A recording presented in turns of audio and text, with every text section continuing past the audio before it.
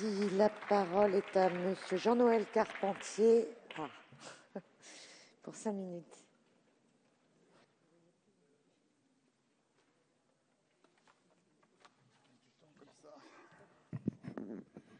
Madame la Présidente, Monsieur le Ministre, Madame la Ministre, Mesdames et Messieurs les députés, l'éducation, c'est l'espoir de l'humanité, nous disait Victor Hugo.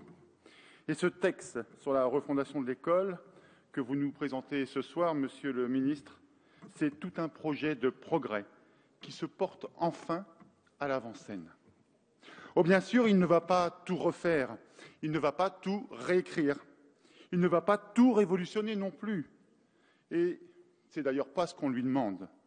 Au moins a-t-il l'ambition d'aller de l'avant et de consacrer l'école comme la prunelle de nos yeux, puisqu'il s'agit de notre jeunesse. Ce projet de loi va au moins nous permettre de faire une pause dans la crise, va au moins nous permettre d'évoquer l'avenir, d'y croire, de croire en une société meilleure. Et nous aurons encore bien d'autres occasions de parler plus en profondeur encore de notre collège ou de notre lycée. L'école est au cœur de la société. Elle est dans le cœur des hommes. L'ambition que chacun nourrit pour ses enfants est inséparable de celle que l'on se fixe pour l'humanité. Et que 150 ans après le poète romancier, et alors qu'elle affronte une tempête économique sans précédent, que la gauche affirme l'espoir, est tout à son honneur.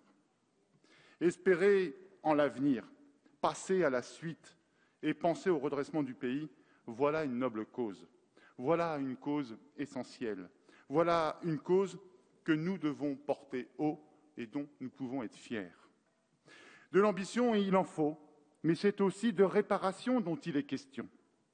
Notre école, celle qui fait la fierté de la République, est malade. L'école primaire, pourtant décisive, est la moins financée. Un élève sur 5 ne lit pas correctement au début de la 6e. Trop de jeunes quittent le système sans diplôme. Ils ne seront pas protégés et ne seront touchés durement par un taux de chômage 2 fois plus élevé que celui qui affecte les diplômés. Le déterminisme social reste un constat accusateur de carence et d'iniquité de notre système scolaire. Mesdames, Messieurs de l'ancienne majorité, aujourd'hui de l'opposition, ce triste bilan, c'est le vôtre. Vous qui avez fait de l'école une variable d'ajustement de premier plan dans votre programme d'austérité, suppression de postes, abandon de la formation, méfiance dans l'innovation pédagogique, vous avez sclérosé notre système éducatif.